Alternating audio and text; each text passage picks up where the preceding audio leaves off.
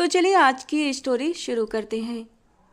आज तो पक्के मारे गए। वो बाहर की तरफ भागी ही थी कि हॉल का दरवाजा बंद हो गया। नूर मुफ्त के खाने के चक्कर में होटल में हो रही एक प्राइवेट बिजनेस पार्टी में आ गई थी। उसे नहीं पता था कि वो पार्टी उसके खड़ूस कजिन सालार खान ने अरेंज की है, जो बिजनेस की दुनिया का बेताज बादशाह था और ख़ानदान का सबसे बिगड़ा हुआ घमंडी लड़का था। उसकी कजिन मारिया तो फौरन ही वहां से भाग गई थी, जबकि वो फंस गई थी। सालार उसे लेकर स्टेज पर आकर खड़ा हुआ। लेडीज एंड जेंटलमैन, आज मैं आपको एक स्पेशल गेस्ट से मिलवाना चाहता हूँ। इनसे मिलिए, ये है मेरी वाइफ मिसेज नूर सालार खान। ये क्या बकवास है? नूर धीरे से गुर्राई थी। वो भी उसके कान के पास होंठ लाकर धीरे से फुसफुसाया। अभी तो शुरुआत है, देखती जाओ आगे आगे क्या करता हूँ। बहुत बड़ी गलती कर दी तुमने इस तरह मेरी बिजनेस मीटिंग में आकर।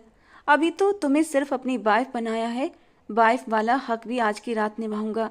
उसकी आंखें उस वक्त फटी की फटी रह गईं जब सालार वहां से लौटते ही उसे जबरदस्ती कमरे में ले गए और शर्ट के बटन खोलते हुए।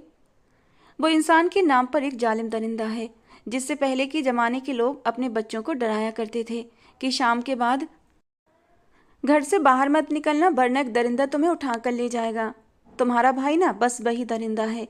हर बार की तरह आज भी नूर पूरे जोर शोर से सालार खान की शान में तारीफ कर रही थी। यार बस कर जाओ, मेरे भाई इतने भी बुरे नहीं हैं। सालार चूंकि मारिया का भाई था, इसी वजह से वो फौरन ही नाराज हो गई थी। अगर तुमने उसकी साड़ लेनी है तो मुझे बता दो, मैं तुमसे दोस्ती तोड़ दूंगी, क्योंकि मैं कभी भी किसी ऐसी लड़की से दोस्ती नहीं करूंगी जिसने मेरे दुश्मन के साथ हाथ मिलाया हो। गुस्से से भरी बैठी नूर मारिया से भी नाराज हो गई थी। जानती हो मारिया, सिर्फ तुम्हारा लिहाज कर जाती हूँ कि अगर उस खड़ूस को मैंने जहर दे दिया तो तुम तो रो रो कर मर ही जाओगी, और मैं अपनी इकलौती दोस्त को खोना नहीं चाहती, वरना न जाने कब का उसे जहर देकर हमेशा के लिए सुला चुकी होती। सालार ने उसे सालार ने उसे दादा जान के हाथों बहुत ज्यादा जिल्लत सहन करवाई थी, क्योंकि वो हवेली में किसी को बताए बिना अपनी सहेली के साथ घूमने के लिए चली गई थी। यही वजह थी कि अब वो उसकी बुराइयां कर रही थी। उसे इस बात की भनक नहीं थी कि सालार उसी के कमरे के दरवाजे से टेक लगाकर खड़ा उसकी सारी बातें अपने कानों से सुन रहा है। कभी कभी तो मेरा मन करता है कि उसकी गाड़ी के ब्रेक ही फेल। कहते हुए नूर जब मुड़ी तो उसे देखकर अपनी जगह जम सी गई। हाय मेरे अल्लाह, उसने सामने खड़े खड़ूस को देखते ही दहलते हुए अपने दिल पर हाथ रखकर कहा, और उसकी आंखें बड़ी हुई पर नजारा वैसा ही रहा। मजबूत चौड़े कंधे, लगभग 6 फीट का कद। बिना शक वो बहुत हैंडसम था, किसी रियासत का शहजादा लगता था। चूंकि वो नूर पर बहुत ज्यादा पाबंदियां लगाता था, इसलिए नूर को वो बहुत ज्यादा जहर लगता था।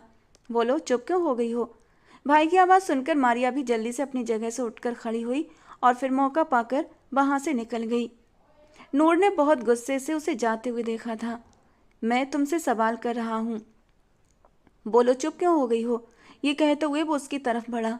नूर तेजी से पीछे हटती हुई दीवार से लगकर खड़ी हो गई। डर से उसने आंखें बंद कर लीं और उसका शरीर भी धीरे धीरे कांप रहा था। अपने लिए इतनी तारीफ सुनकर वो गुस्से से सन्न रह गया था। सालार ने नूर का बाजू पकड़कर उसे जोर से अपनी तरफ खींचा और वो उसके सीने से चिपक गई। नूर ने जल्दी से उसके सीने पर हाथ रखकर अपने और उसके बीच एक फासला बनाने की कोशिश की। ये क्या कर रहे हो आप सालार भाई? प्लीज मुझसे दूर होकर खड़े रहें, उसने कांपते हुए लहजे में कहा। थोड़ी देर पहले जो तुम बोल रही थी ना, उस बात को पूरा करो। वो उल्टा उससे ही सवाल करने लगा। I am really sorry. असल में मैंने ना थोड़ी देर पहले बुखार की गोली खाई थी। मुझे लग रहा है कि वो गोली मेरे सिर पर चढ़ गई है। मैं कुछ भी समझ नहीं पा रही, कुछ भी अनाप शनाप मेरे मुंह से यूं ही निकले जा रहा है, उसने बड़ी मासूमियत से आंखें टिमटिमाते हुए कहा। सालार दांत पीसते हुए उसे देख रहा था। चलो मेरे साथ। और अब उसने उसका बाजू पकड़कर उसे घसीटते हुए कमरे से बाहर निकालना शुरू कर दिया। आप मुझे कहाँ ले जा रहे हैं? प्लीज मुझे छोड़े, मेरे बाजू में दर्द हो रहा है, उसने दर्द से कराहते लहजे में कहा। मगर उस दुश्मन जां को तो जैसे उसकी दर्द और तकलीफ से कोई फर्क ही नहीं पड़ रहा था। वो उसे लेकर किचन में गया। नौकरानी को चूल्हे के पास से हटने का इशारा किया। जबान चलाने से बेहतर है कुछ हाथ चलाओ। क्या मतलब है आपका? उसने पूछा। आज शाम को मेरे कुछ दोस्त आ रहे हैं, उन सब के लिए तुम खाना बनाओगी। मैं खाना? मुझे अपनी दोस्त के साथ कंसर्ट पर। बाकी के शब्द उसके मुंह में ही रह गए। उसने जल्दी से अपने होठों पर दोनों हाथ सख्ती से जमा लिए। अपनी प्लानिंग उसे बताकर वो खुद ही अपने पैरों पर कुल्हाड़ी मारने का काम कर रही थी। क्या कहा तुमने? वो जो किचन से बाहर जा रहा था, उसकी आवाज़ सुनकर पलटकर लौट आया और उसके पास खड़ा हो गया। कुछ भी तो नहीं कहा मैंने, वो बुरी तरह हड़बड़ाई। खाना बनाने के बाद तुम मेरे कमरे की सफाई भी करोगी, और ख़बरदार, अगर तुमने इस हवेली से बाहर कदम निकालने की भी कोशिश की तो मैं तुम्हारी जान ले लूँगा। अगर तुम्हारा गला मैंने अपने हाथों से नहीं दबाया तो मेरा नाम भी सालार खान नहीं। उसकी आंखों में आंसू आ गए थे। आखिर ये चंगेज खान उस पर इतना रौब क्यों जमाता था, उस पर इतना गुस्सा क्यों करता था। गुस्से में उसने सिर झटका और काम में लग गई। जहर लगता है मुझे ये इंसान। अल्लाह करे इसे गंजी बीबी मिले, बल्कि अल्लाह करे इसकी कभी शादी ही ना हो, क्योंकि अगर इसकी किसी लड़की से शादी हुई तो वह बेचारी की ज़िंदगी तो बर्बाद हो जाएगी। अरे मैडम साहिबा, आप साहब को बददुआएं क्यों दे रही हैं? वो तो इतने अच्छे हैं। अच्छाई तो मैंने देख ली है उनकी, नूर ने गुस्सीली आवाज में कहा। नूर साहिबा भी अपने नाम की एक थीं। कोई काम ढंग से करना उन्होंने सीखा ही नहीं था, और जब तक किसी की नाक में दम न कर देती तब तक उनके बेचैन दिल को सुकून नहीं मिलता था। तुम जाओ यहाँ से, बाकी का खाना मैं खुद बना लूँगी। मगर बीबी साहिबा, आपको तो खाना बनाना आता ही नहीं है। मेरी माँ बनने की ज़रूरत नहीं है, और ना ही मुझे सिखाने की कि मुझे क्या करना चाहिए और क्या नहीं। वैसे भी सिर्फ बिरयानी रह गई है, बाकी सब तो हम बना चुके हैं। अब निकलो यहाँ से। उसने गुस्से में डांट कर नौकरानी को वहाँ से निकाल दिया। नौकरानी मुंह बनाकर किचन से बाहर निकल गई। उसके जाने के बाद नूर ने जल्दी से चीनी पिघलाई और फिर उस चीनी के शीरे को गुड़ के शीरे के साथ मिक्स करने लगी। जब वो बिरयानी का मसाला बना रही थी तो उसने पूरा शीरा उसी मसाले में डाल दिया और थोड़ी देर के बाद पानी और चावल डालकर उसे दम पर रख दिया। अब आएगा मज़ा जब उसके दोस्त ये मीठी बिरयानी खाएंगे। बड़ा आया मुझे सबक सिखाने वाला। ये अल्लाह, इतनी मुश्किल तो उससे तो मुझे कंसर्ट के टिकट मिले थे, लेकिन उससे पहले उसे उस मनहूस इंसान के कमरे की सफाई भी करनी थी। जब वो सालार खान के कमरे में दाखिल हुई तो कमरे की सारी चीज़ें बिखरी हुई थीं। वो जानती थी कि सालार ने यह सब जानबूझकर किया है ताकि उसका वक्त ख़राब हो जाए। उसके दिमाग में ख्याल आया, मगर कंसर्ट पर जाने के लिए उस ख्याल को अमल में लाना ज़रूरी था। उसने किताबें उठाई और उन्हें रैक में रखने की बजाय सालार के कपड़ों वाली अलमारी में ठूंस दिया। बाकी सारी चीज़ें उसने बिस्तर के नीचे फेंक दी। कमरे में जितनी भी धूल मिट्टी थी सबको झाड़ू से बेड के नीचे कर दिया। कुछ चीज़ें उसने बिस्तर की चादर के नीचे छुपा दी। अब वो सुकून से हाथ झाड़कर खड़ी हो गई और कमरे को देखती हुई बोली, वाह, कोई चीज़ बिखरी हुई नज़र नहीं आ रही। कितना अच्छा कमरा साफ करती हूँ मैं। जब वो बाहर आई तो उसे पता चला कि सालार साहब तो घर पर नहीं है। उसने दिल ही दिल में अपने रब का शुक्र अदा किया। दादी जान से कहकर अपने कमरे में चली गई कि उसकी तबीयत कुछ ख़राब है, वो दवा खाकर सो जाएगी, कोई मुझे डिस्टर्ब ना करे। वो घर भर की लाडली बेटी थी, इसलिए उसकी बातों को अहमियत दी जाती थी। बस एक सालार ही था जो उसे किसी काबिल नहीं समझता था, वरना बाकी सब तो उसे बहुत प्यार करते थे। उसने अपने कज़न बलीद को कॉल मिलाई थी, यार प्लीज़ मुझे कंसर्ट पर लेकर जाओ। तुम पागल तो नहीं हो गई हो? तुम मुझे कह रही हो कि मैं शेर की मांद में हाथ डालूं?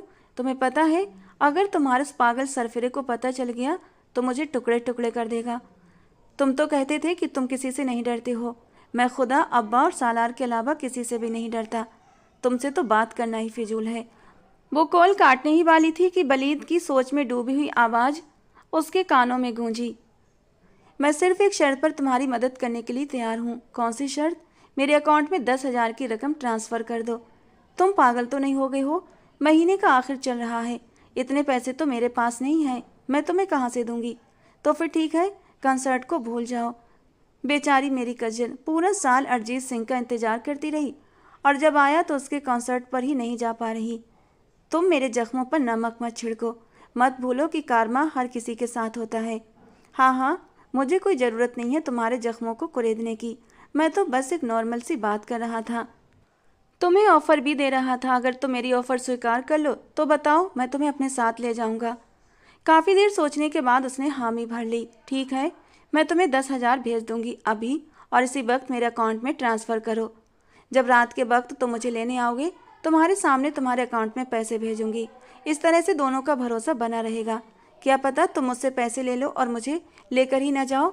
तुम बहुत ही चतुर नार हो। ठीक है, मैं तुम्हें कंसर्ट पर ले जाऊंगा, लेकिन अगर वहाँ पर कुछ हुआ या फिर तुम्हारा वो खड़ूस वहाँ पर आ गया, तुम्हारे साथ कोई भी हादसा हो गया तो उसका जिम्मेदार मैं नहीं होऊंगा। हाँ, मुझे मंजूर है। अब वो संतोष से अपने बिस्तर पर लेट गई, मगर उसे टेंशन हो रही थी कि अगर उसके कंसर्ट पर जाने से पहले ही वो चंगेज़ खान वापस आ गया और उसने उसके कमरे की हालत देख ली तो वो उसे जान से मार देगा। नहीं नूर बीबी, तुमने किसी से डरना नहीं है। उसने अपने चेहरे को थपका और ख़ुद को तसल्ली देने की कोशिश की।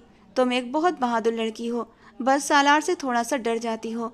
ये कहकर वो बच्चों की तरह जोर से अपने बिस्तर पर पैरों से ठप्पे मारने लगी। हाय मेरे अल्लाह, ये क्यों, ये कैसी सज़ा मेरी ज़िंदगी में शामिल कर दी है आपने।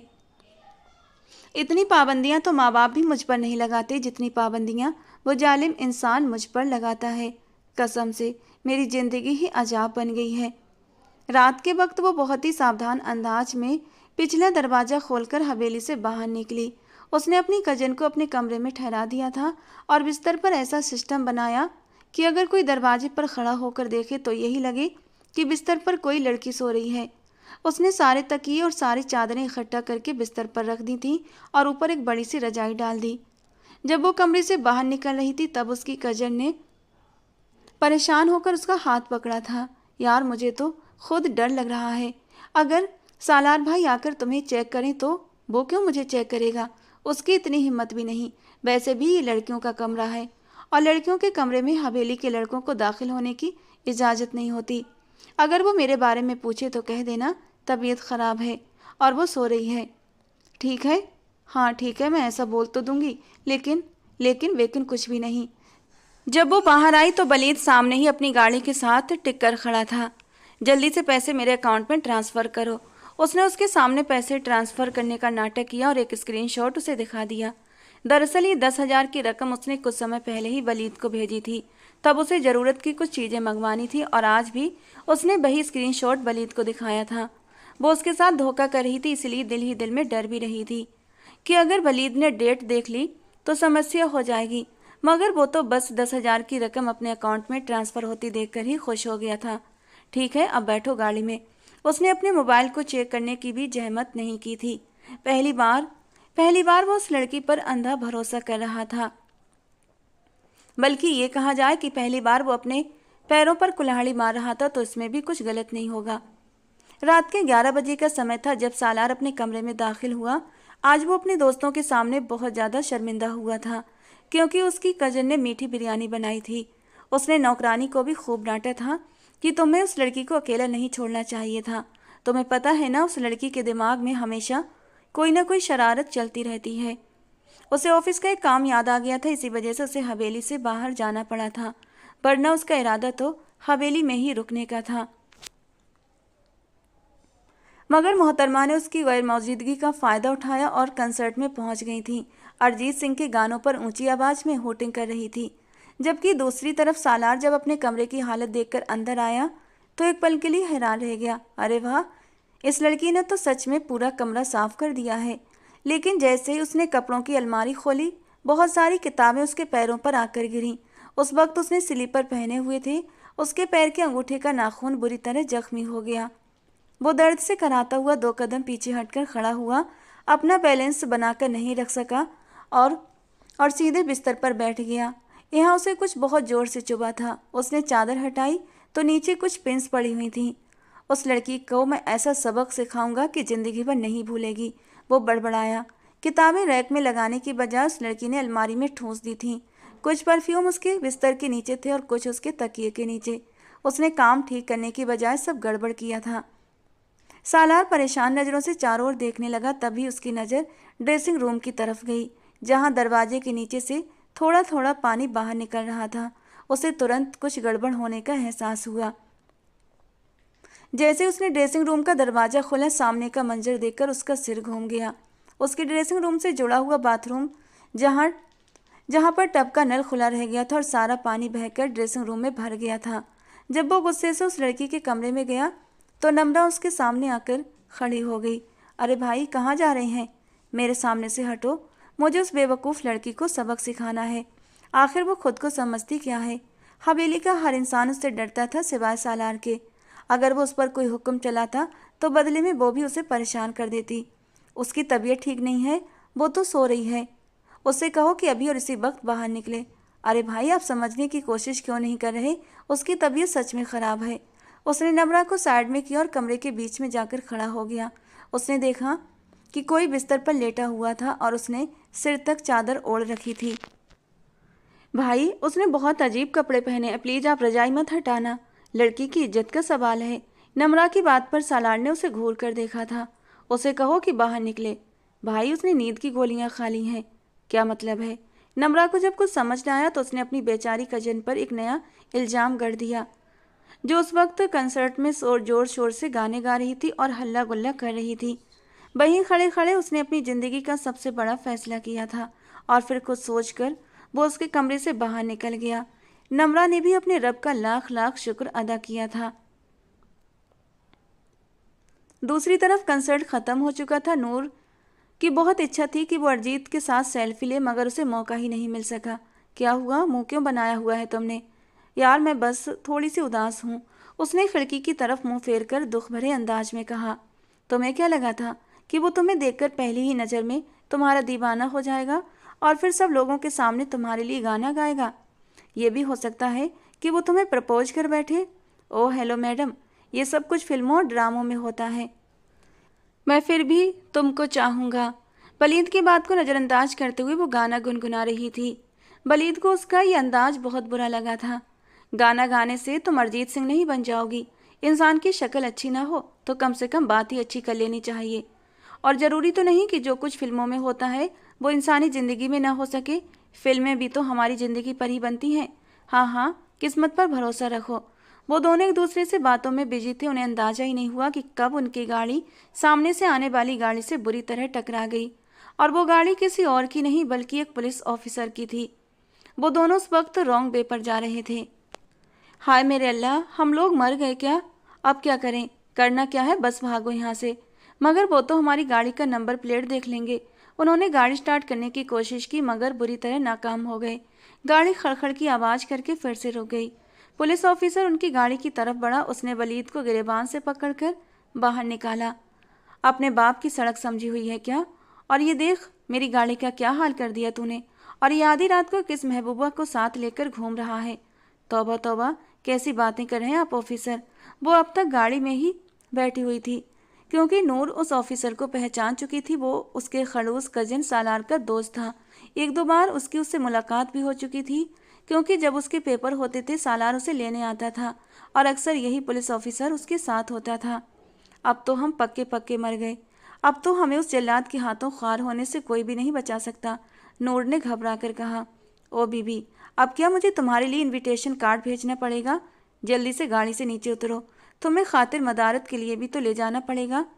जब वो गाड़ी से बाहर निकली तो नूर को देखकर ठिठक कर अपनी जगह रुक गया। I am really sorry Dilawar भाई। दिलावर ने बेचैनी से अपने पीछे खड़े हवलदार को देखा, जो सवालिया निगाहों से उसके चेहरे को देख रहा था। ओए, तू क्या यहाँ खड़ा है? अंदर जाकर बैठ, मैं इन बच्चों का मामला ठीक करके आता हूँ। तुम रात के इस वक्त यहाँ क्या कर रही हो नूर? और कौन है ये? क्या तुम्हारा बॉयफ्रेंड है? तौबा तौबा करें दिलावर भाई, क्या आपको लगता है मेरा टेस्ट इतना ख़राब होगा कि मैं इस जैसे लंगूर को अपना बॉयफ्रेंड बनाऊंगी? उसने फौरन नामे गर्दन हिलाई। लंगूर कहे जाने पर वलीद ने उसे खा जाने वाली नज़रों से घूरा था। क्या सालार को इस बारे में पता है कि तुम लोग रात के इस वक्त यहाँ मौजूद हो? उन्हें पता नहीं है, इसी वजह से तो हम यहाँ मौजूद हैं, वलीद ने पूरे दांत दिखाते हुए जोश में कहा। दिलावर का दिल कर रहा था कि वो उसके 32 के 32 दांत तोड़ दे, मगर अभी उसके घर का मामला था। सालार के उस पर बहुत सारे एहसान थे। सालार के बाबा की वजह से ही उसने अपनी पढ़ाई पूरी की थी और आज इस मकाम पर पहुंचा था। वो उनके साथ गद्दारी नहीं कर सकता था। ठीक है, तुम लोग घर चलो। क्या मैं तुम्हें घर छोड़ दूं? नहीं नहीं, इसकी ज़रूरत नहीं है भाई, वो बस आपसे एक छोटी सी फेवर चाहिए। वो अपनी गाड़ी की तरफ बढ़ने ही लगा था कि नूर ने मासूमियत से आंखें झपकाते हुए उसे पुकारा। तुम जानती हो कि मैं अपने दोस्त से झूठ नहीं बोल सकता। मैं तुमसे झूठ बोलने के लिए नहीं कह रही, बस आप भूल जाएं कि आज क्या हुआ है। आप भूल जाओ कि आपने हमें आधी रात के वक्त यहाँ देखा था। अगर आपने उन्हें बता दिया तो हमारा कुछ नहीं बचेगा। जवान होने से पहले ही हम लोग अल्लाह को प्यारे हो जाएंगे। तो फिर तुम लोग ऐसी हरकतें ही क्यों करते हो? दिलावर भाई देखो, मैं आपके कदमों में भी, क्या पागल तो नहीं हो गई हो? ठीक है, तुम लोग जाओ यहाँ से, मैं इस बारे में कुछ भी नहीं बोलूँगा। वो दोनों गहरी सांस लेते एकदम से शांत हो गए थे, लेकिन जैसे उनकी गाड़ी वहाँ से निकली दिलावर ने जल्दी से मोबाइल उठाया। तुम्हें पता है कि नूर इस वक्त कहाँ है? फिलहाल तो मेरे सामने उस लड़की का नाम भी मत लो, मैं उसका कचूमर बना दूंगा। मुझे उस पर बहुत ज़्यादा गुस्सा आ रहा है। गुस्सा तो मुझे भी आ रहा है क्योंकि वो इस वक्त बलीद के साथ कंसर्ट से वापस आ रही थी और उनकी हमारी गाड़ी के साथ एक्सीडेंट हो गया था। अगर उनकी जगह वहाँ कोई और होता तो कसम से कहता हूँ मैं उन्हें जेल की सलाखों के पीछे कर देता। तुम तो जानते हो ना कि मैं कानून के मामले में कितना सख्त हूँ। मैंने सिर्फ और सिर्फ तुम्हारा लिहाज रखा है। तुम क्या कह रहे हो? मैं सच कह रहा हूँ सालार, यहाँ पर सीसीटीवी भी कैमरे लगे हुए हैं। थोड़ी ही देर में मैं तुम्हें उन कैमरों की फुटेज भी भेज दूंगा, तब तुम्हें यकीन आ जाएगा कि वो अभी कहाँ पर है। शायद अब वो घर वापस आ रहे हैं। तुम देखो अब उनके साथ में क्या करता हूँ। क्या तुम्हें यकीन है कि वो हमारी शिकायत नहीं लगाएगा? हाँ बिल्कुल, दिलावर भाई मेरे अपने सगे भाइयों जैसे हैं, और अगर उन्होंने मेरी शिकायत लगाई तो मैं सब लोगों के सामने उनका पोल खोल दूंगी। उनकी कुछ लड़कियों के साथ चक्कर चल रहे हैं, उनमें से एक लड़की मेरी सहेली भी है। मैं अपनी सहेली को दिलावर भाई की हकीकत बता दूंगी और इस तरह उनका ब्रेकअप हो जाएगा। वो दाहिने हाथ से उसके कंधे पर जोर से मारते हुए हंसकर बोली, वाह क्या ज़बरदस्त प्लानिंग है। वैसे बहुत जल्द ये प्लानिंग फ्लॉप होने वाली है। तुम तो चुप ही रहो। गाड़ी हवेली के सामने आकर रुकी। या अल्लाह, ये अभी तक सोए क्यों नहीं? हवेली की सारी लाइटें जल रही थीं। क्या पता तुम्हारा इंतजार कर रहे हो। क्या पता उनका इरादा हो कि तुम्हारा स्वागत करने के बाद ही सुकून से सोएंगे। प्लीज़ यार मुझे डराओ मत। उसने दिमाग पर जोर डालना चाहा तो अचानक उसे याद आया, अरे यार आज तो मेरी सालगिरह है। मैं भी कब से तुम्हें यही याद दिला रहा था। खैर जो भी हो, हैप्पी बर्थडे टू यू। अब मैं यहाँ से जा रहा हूँ। मेरा नाम मत लेना क्योंकि उसका कोई फ़ायदा नहीं होगा, मैं मुकर जाऊँगा। ये कहकर उसने गाड़ी आगे बढ़ा दी। पहले उसने सोचा कि वो मेन दरवाजे से अंदर जाएगी, लेकिन फिर दीवार फांदने का इरादा किया। जैसे ही दीवार फांदकर हवेली में दाखिल हुई तो सामने खड़े उस जल्लाद को देखकर उसे लगा कि ज़मीन उसके कदमों के नीचे से खिसक गई है। उसने अपनी आंखें मली मगर मंजर नहीं बदला, सब कुछ जस का तस था। मुझे लगता है मैंने कोई डरावना ख्वाब देख लिया है, उसने आंखें झपकते हुए कहा। ये तो अभी कुछ भी नहीं है, डरावना ख्वाब तो अब शुरू होगा, उसने ठंडे शब्दों में कहा। वो मजबूत कदमों से उसकी तरफ बढ़ा। क्या समझाया था मैंने तुम्हें? उसने जोर से दीवार पर हाथ मारा। वो डर के मारे आंखें बंद कर गई, उसके होंठ कांप रहे थे। तुम जानती हो ना आजकल शहर के हालात कितने ख़राब हैं। रोज़ाना लड़कियों के साथ हादसे हो रहे हैं। हाँ मगर मैं बलीद के साथ गई थी। मुझे उस इंसान पर यकीन नहीं।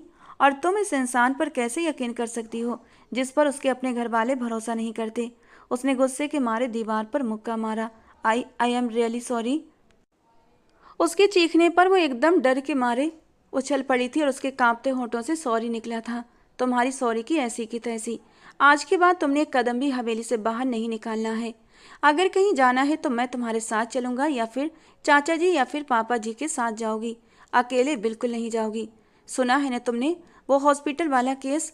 दिल दहला देने वाली खबर पर हर किसी के रोंगटे खड़े हो गए हैं, लेकिन तुम हो कि तुम पर जरा भी जूं नहीं रेंगती। वो काफ़ी देर तक उसकी ये बातें सहती रही और आखिरकार फूट पड़ी। आप मेरे साथ ऐसा नहीं कर सकते। आपका मुझ पर कोई हक नहीं है। जब मेरे मम्मा पापा जिंदा हैं तो आप कौन होते हैं मुझ पर पाबंदियां लगाने वाले? अगर मेरी माँ को मेरी हरकतों से कोई समस्या नहीं तो आपको भी परेशानी नहीं होनी चाहिए। और उसकी हिम्मत पर वो दंग रह गया। तुम्हें पता है कि तुम क्या कह रही हो और किससे बात कर रही हो? उसने आंखों में आग लिए कहा। आवाज़ कांप रही थी मगर बोल तेज और साफ थे। हाँ मैं जानती हूँ कि मैं किससे और किस तरह से बात कर रही हूँ, जिसे दूसरों की जिंदगियों की डोर खींचने का बड़ा शौक है। मगर मिस्टर सालार, एक बात आप हमेशा याद रखिएगा, आप बाकियों को तो कंट्रोल कर सकते हैं पर मुझे कंट्रोल नहीं कर सकते, क्योंकि इस सब के लिए आपके पास मुझ पर हक होना जरूरी है और वो हक आपके पास नहीं है। ठीक है मोहतरमा, बहुत जल्द आपको इस सवाल का भी जवाब मिल जाएगा। सालार की आवाज़ में ठंडापन था मगर लहजा तेज और असरदार। और मुझे पूरा यकीन है कि उस दिन आपकी सारी गलतफहमियां दूर हो जाएंगी। तब आपके पास इन हालात को स्वीकार करने के अलावा कोई और रास्ता नहीं बचेगा। ये कहकर वो गुस्से से लॉन्ज में चला गया। उसकी सालगिरह थी लेकिन किसी को याद नहीं था, किसी ने उसे विश करने की जहमत तक नहीं उठाई थी। वो गुस्से से बड़बड़ाई, देखती हूँ मैं कैसे मुझे घर के अंदर कैद करता है।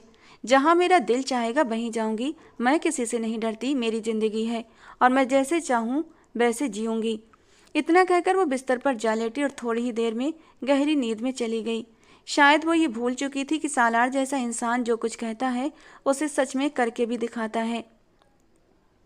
अगली सुबह जब वो फ्रेश होकर कमरे से बाहर निकलने लगी तो दरवाजा बाहर से बंद था। उसने घबराकर जोर जोर से हैंडल घुमाया मगर दरवाजा नहीं खुला।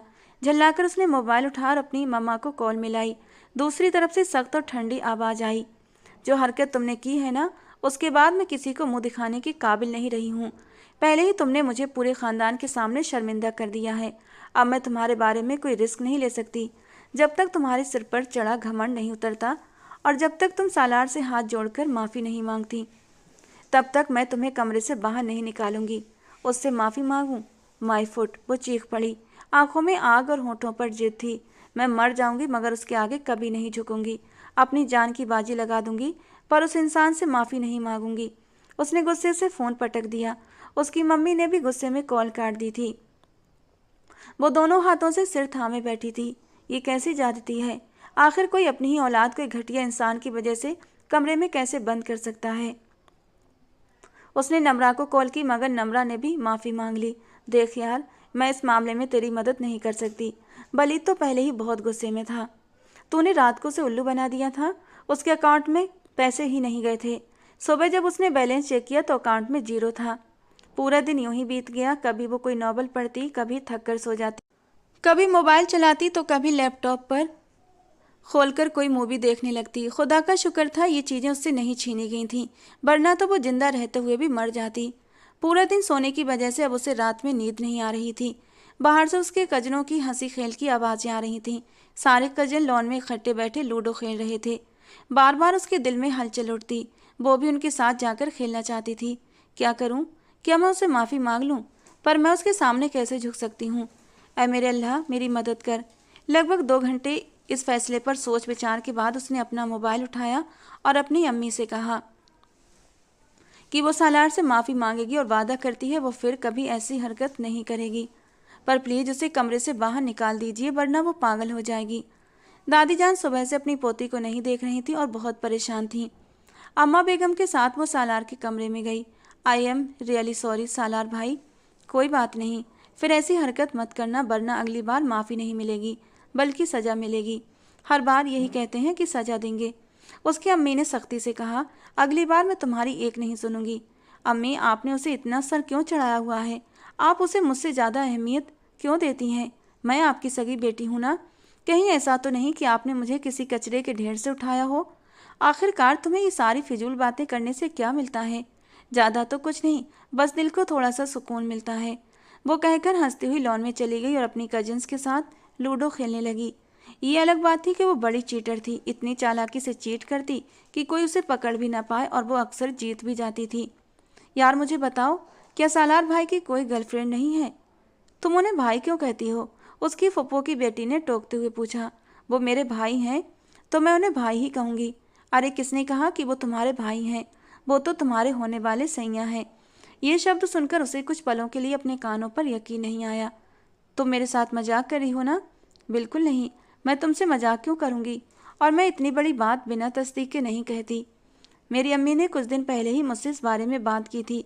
उन्हीं ने बताया कि तुम्हारी सगाई तुम्हारे बचपन में ही सालार के साथ कर दी गई थी। मैं इस सगाई को नहीं मानती और अगर किसी ने मुझसे पूछा तो मैं इनकार कर दूंगी।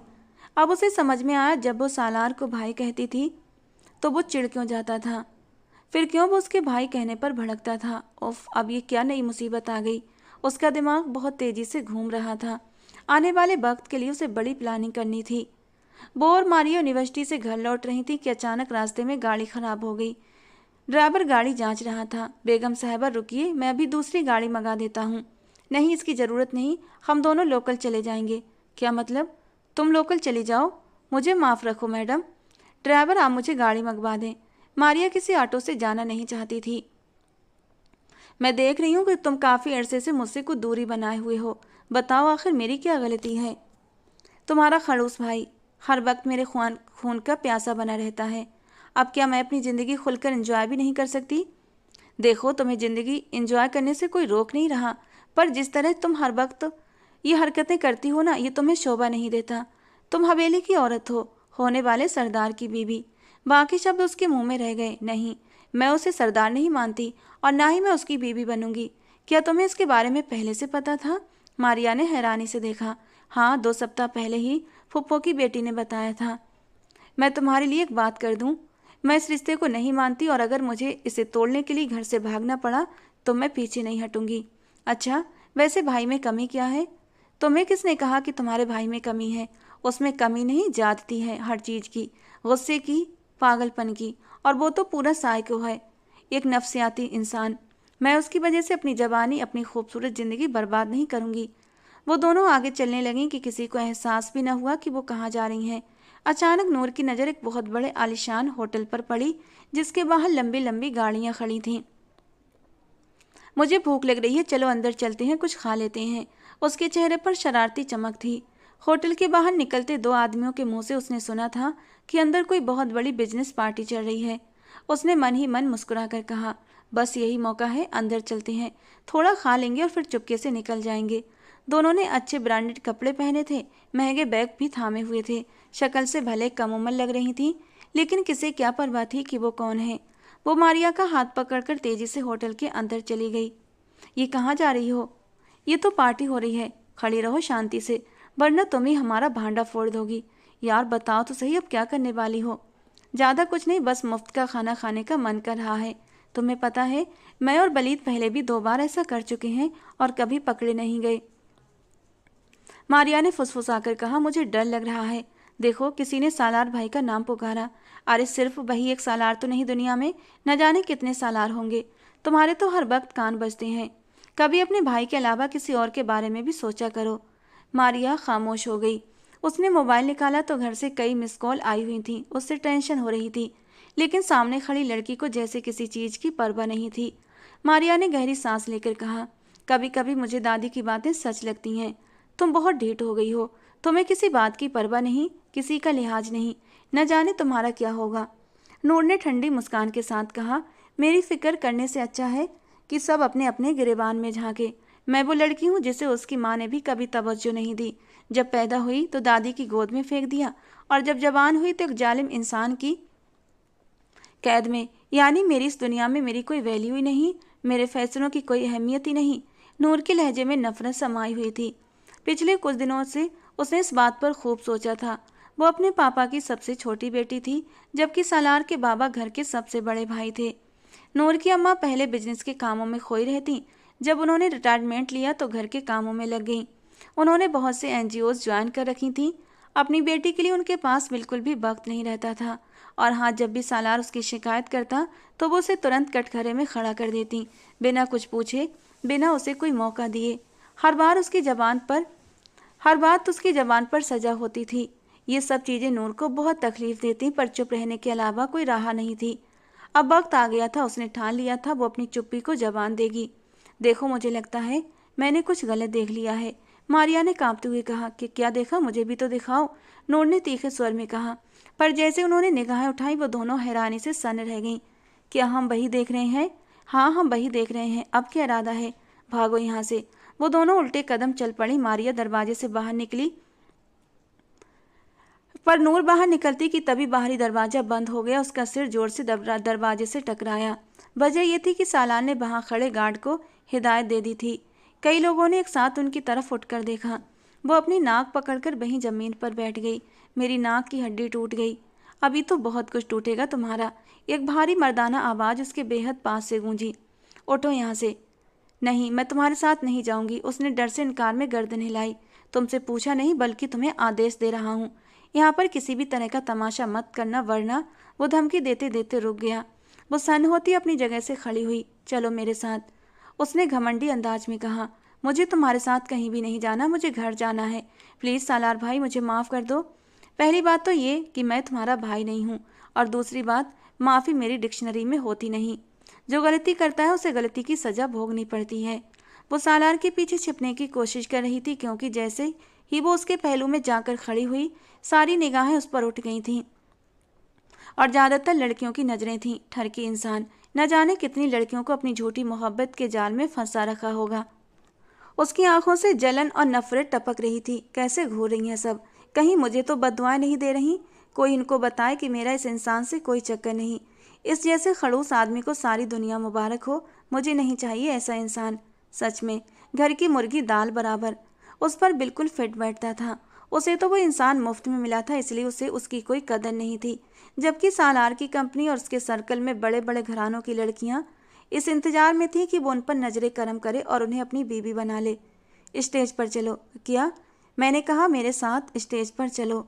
उसकी आवाज़ में मिठास थी मगर आंखों में सख्ती। नूर का दिल जोर से धड़का। सालार की मुस्कान उसे चुभ रही थी। साफ दिख रहा था वो जबरदस्ती मुस्कुरा रहा है। उसकी मुस्कान बनावटी थी, झूठी थी। वो स्टेज पर जाकर खड़ी हुई और सालार भी उसके बिल्कुल पास आ गया। तो हेलो लेडीज एंड जेंटलमैन। सालार की भारी आवाज़ ने सबका ध्यान खींचा। उसने नूर की कमर पर हाथ रखा, उसे अपने करीब कर लिया। नूर को उसकी उंगलियों की सरसराहट अपनी कमर और पेट पर महसूस हुई। उसका दिल इतनी तेजी से धड़क रहा था कि उसे लगा सब सुन लेंगे। ठंड इतनी थी कि हाथ जम रहे थे, लेकिन उसे तो पसीना आ रहा था। आज मैं आपको किसी से मिलवाना चाहता हूँ। सबकी नज़रें अब सिर्फ उन दोनों पर थीं जो स्टेज पर खड़े एक परफेक्ट कपल लग रहे थे। ये है मेरी वाइफ। वो लफ्ज नहीं थे, पिघला हुआ शीशा थे जो किसी ने उसके कानों में उड़ेल दिया था। कि क्या? उसके होंठ कांप गए, दिमाग जैसे सुन्न हो गया। ये कैसा मजाक था? दिल चाहा कि वहीं चिल्लाकर सबको सच्चाई बता दे, लेकिन आवाज़ गले में ही अटक गई। उसने सिर झुका लिया। सालार ने मुस्कुराकर आगे कहा, थोड़ी सी शर्मीली है। और सब लोग खुलकर हंस पड़े। कुछ के चेहरों पर मनोरंजन और कुछ पर जलन थी। रिपोर्टर्स तुरंत उनकी ओर बढ़े थे। सालार ने उसे स्टेज से उतरने का इशारा किया और खुद मीडिया से इंटरव्यू देने लगा। आखिर वो एक बहुत बड़ी कंपनी का मालिक था। नूर ने बाहर निकलने की कोशिश की पर नाकाम रही। या अल्लाह, मैं क्या करूं? मैं कैसी मुसीबत में फंस गई हूं। उसकी सांसें उखड़ने लगीं, दिल जैसे सीने में फटने को था। वो तो सोच भी नहीं सकती थी कि कभी इस इंसान का नाम अपनी जिंदगी से जोड़ेगी, और अब वो सबके सामने उसे अपनी वाइफ कहलाकर खड़ा कर चुका था। सालार जब इंटरव्यू देकर लौटा तो सीधा उसके पास आया। तुमने खाना नहीं खाया? वो हल्का सा उसके चेहरे के करीब झुककर दिलफरेब अंदाज में बोला। क्या हुआ डार्लिंग? और वो बस उसे देखती रह गई। फिर कांपती आवाज में बोली, मैं आपसे नफरत करती हूँ। आप सोच भी नहीं सकते मुझे आपसे कितनी ज़्यादा नफरत है। सालार के चेहरे पर एक ठंडी सी मुस्कान आई। मुझे भी तुमसे मोहब्बत नहीं है। ये मत समझना कि मैं तुम्हारे इश्क में गिरफ्तार हो गया हूँ और इसीलिए सबको हमारे रिश्ते के बारे में बताया है। नहीं, ये तो बस शुरुआत है। आगे आगे देखो तुम्हारे साथ होता क्या है। उसका लहजा जहर में डूबा हुआ था। जब जब मैंने तुम्हें किसी चीज़ से मना किया, तुमने उल्टा मुझसे आंखें दिखाई। अब मेरा बदला लेने का वक्त आ गया है। अपने आप को दिमागी तौर पर तैयार कर लो, कहीं ऐसी मुश्किल का सामना न करना पड़े जिसके लिए तुम पहले से तैयार न हो। वो पीछे हटने लगी तो सालार ने मुस्कुराते हुए कहा, चलो अब घर चलते हैं डार्लिंग, बहुत देर हो गई। मम्मी पापा परेशान हो रहे होंगे। वो उसकी कमर में हाथ डालने ही वाला था कि नूर ने झटके से उसका हाथ झटक दिया। अगले ही पल सालार ने उसकी बांह जोर से भींच ली। आज तो माफ़ कर दूंगा, लेकिन दोबारा ऐसी गलती मत करना। उसकी पकड़ इतनी मजबूत थी कि नूर का दिल कांप उठा।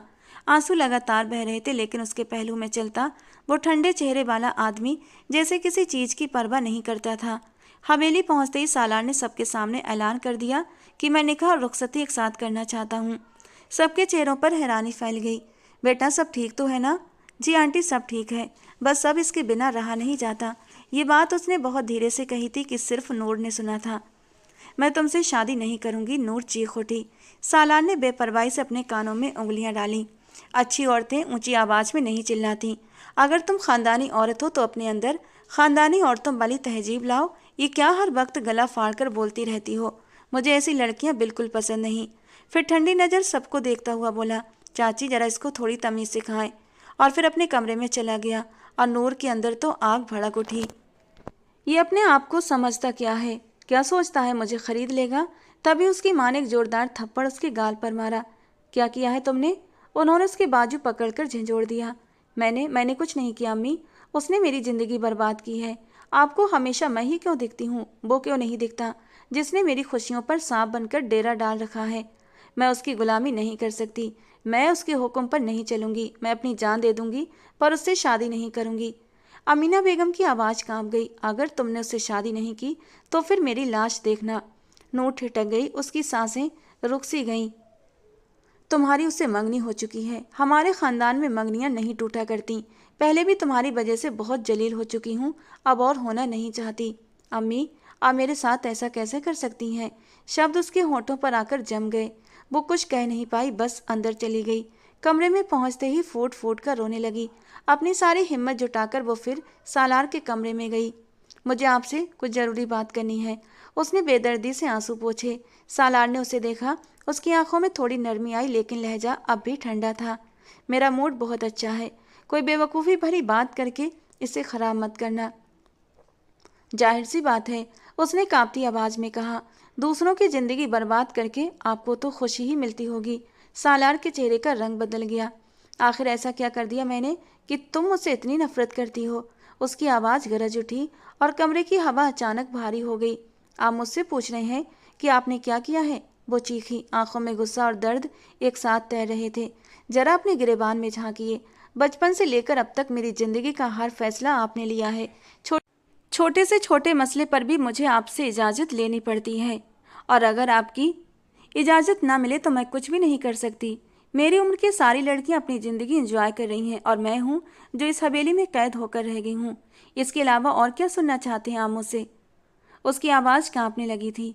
मेरी पूरी क्लास ट्रिप पर गई। सबने बहुत मज़ा किया, लेकिन मैं नहीं गई, क्योंकि आपने उसे अपनी अना का मसला बना लिया था। अपनी अना की वजह से हमेशा मेरी खुशियाँ कुर्बान कर देते हैं आप। उसने अपना चेहरा दोनों हाथों में छिपा लिया और फूट फूट कर रोने लगी। सालार कुछ पल तक उसे देखता रहा, फिर धीमी आवाज में बोला, मैंने जो भी किया तुम्हारी भलाई के लिए किया, लेकिन मैं वादा करता हूँ अब तुम्हारे ऊपर कोई पाबंदी नहीं लगाऊंगा। तुम आज़ाद हो, अपनी ज़िंदगी अपने हिसाब से जी सकती हो। वो आंसू पोंछते हुए बोली, मुझे आपसे फिर भी शादी नहीं करनी, बस यही बताने आई थी। अगले ही पल वो झटके से उठा और उसे दीवार के साथ लगा दिया। शादी तो तुम मुझसे ही करोगी, चाहे हंसकर करो या रोकर। बाकी तुम्हारी सारी शिकायतें मैंने सुन ली हैं, वक्त आने पर ठीक भी कर दूंगा। आगे से तुम्हारे मसलों में दखल नहीं दूंगा। उसने उसके चेहरे की तरफ देखा, फिर ठंडे बेअंग से बोली, क्या मैं आपको शक्ल से बेवकूफ़ लगती हूँ? सालार ने पूरी मासूमियत से हाँ में सर हिला दिया। हाँ, बहुत ज़्यादा बेवकूफ़। इसी वजह से तो मैं तुम्हें कोई फैसला अकेले लेने नहीं देता। इतना कहकर उसने उसका सिर अपने सीने से लगा लिया, और एक पल को वो जम सी गई। उसकी सांसें रुक सी गईं। सालार की आवाज़ बेहद मुलायम थी। मैं जानती हूँ आप मुझसे शादी सिर्फ इसलिए करना चाहते हैं ताकि आप मुझे अपना गुलाम बनाकर रख सकें। वो गहरी सांस लेकर थोड़ा पीछे हट गया। यानी अब तुम्हें मुझ पर यकीन नहीं? उसकी आवाज़ भारी थी। अगर गुस्से में पेश आऊं तो सबको शिकायत होती है, और अगर प्यार से बात कर लूं तो लोगों को शक होने लगता है। बताओ आखिर करूं तो क्या करूं? नूर कांपती आवाज़ में बोली, आप बस मेरी ज़िंदगी से चले जाइए। वो तो मैं नहीं कर सकता, सालार ने शांत लहजे में कहा। बाकी जो हुक्म दोगी सर आंखों पर। वो झुककर बोला। मगर नूर गुस्से से कमरे से बाहर निकल गई। उसका दिल जोर जोर से धड़क रहा था। ये अचानक इतना अच्छा क्यों बन रहा है? आखिर उसके दिमाग में चल क्या रहा है? उसने धीरे से बुदबुदाया, या अल्लाह मुझे इस इंसान से बचा ले। हवेली में शादी की तैयारियां शुरू हो गई थीं। अगले दिन उसकी माँ आई, उसे गले लगाकर रोने लगी। नूर के अंदर ज्वाला उठी। अम्मी, आपने मुझे उस वक्त अकेला छोड़ दिया जब मुझे आपकी सबसे ज़्यादा ज़रूरत थी। उसकी माँ ने कांपती आवाज़ में कहा, मुझे माफ़ कर दो, अब ऐसा नहीं होगा। उन्होंने उसके हाथ कसकर थामे। मैंने सालार की आंखों में तुम्हारे लिए मोहब्बत देखी है। वो जुबान का कड़वा है, गुस्से का तेज है, लेकिन दिल का बहुत अच्छा है। नूर बस उन्हें देखती रही। उसके चेहरे पर दर्द और बेबसी दोनों थे। वो तुमसे बहुत मोहब्बत करता है। उसने खुद दादी जान से आकर तुम्हारी शादी की बात की थी।